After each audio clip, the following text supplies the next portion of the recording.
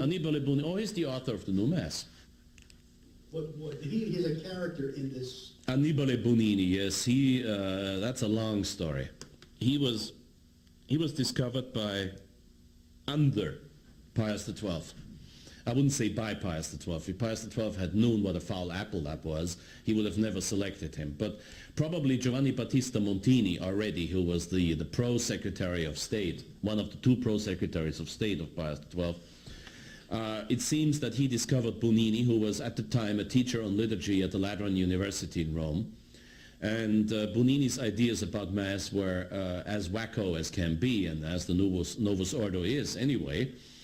And so Bunigni started to reform the Mass, unfortunately with the approval of Pius XII, in 1949 when he rewrote parts of Holy Week. Pope Pius XII, I think, made a grave, but that's my personal opinion as a theologian, I think he made a grave mistake when he confirmed and approved these reforms.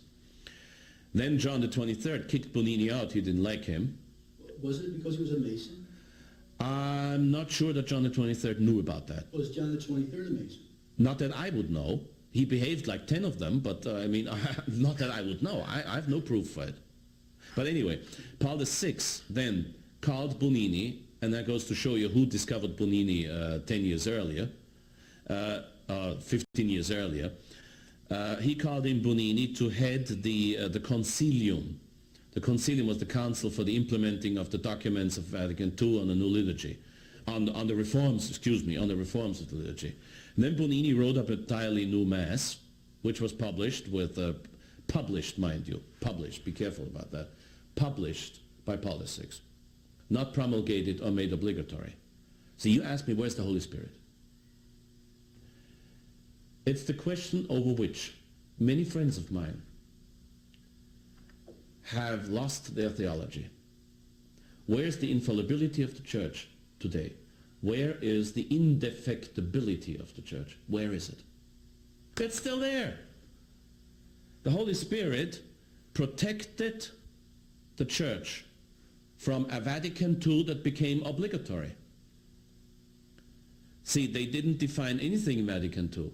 On the contrary, after at the end of the document on the Church, it's called a dogmatic constitution because it deals with church doctrine, but it's not a dogma because it doesn't condemn any opinions to the contrary.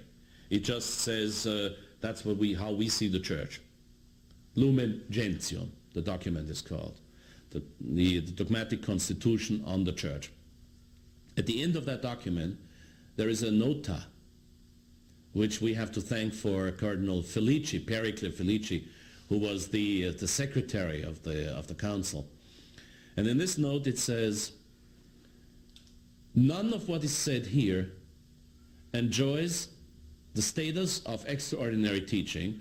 None of what is said here, unless the council specifies otherwise, which the council does in no way and in no place, is to be taken in any way but as ordinary teaching. Now, the moment we deal with ordinary teaching versus ordinary teaching, the one that is versus afterwards goes out the window because there cannot be a contradiction. If Pius IX said this is so and so, and Vatican II says the contrary, Vatican II is just null and void, not teaching. The same Holy Spirit kept Paul VI from making the new Mass obligatory. Pope Paul VI put his personal signature under the Constitutio Missale Romanum, Constitutio Apostolica Missale Romanum. That's a document that says, I like this book here.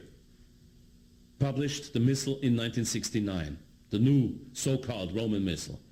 The first one that did not have documents of the other popes in there, but only Paul VI. It was a new book with a new Mass, a new rite. Paul VI said so himself.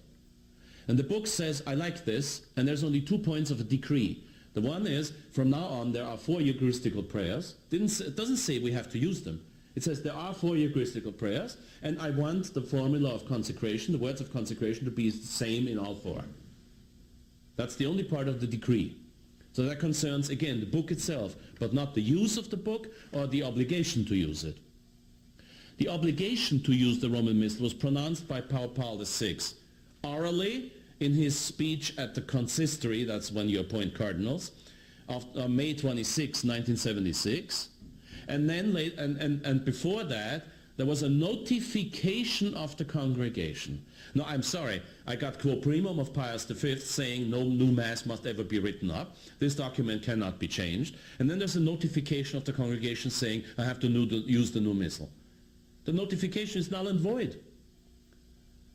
Inferior non potest tollere legem superioris. An inferior cannot take away the law of the superior. And the congregation is bound to any pope.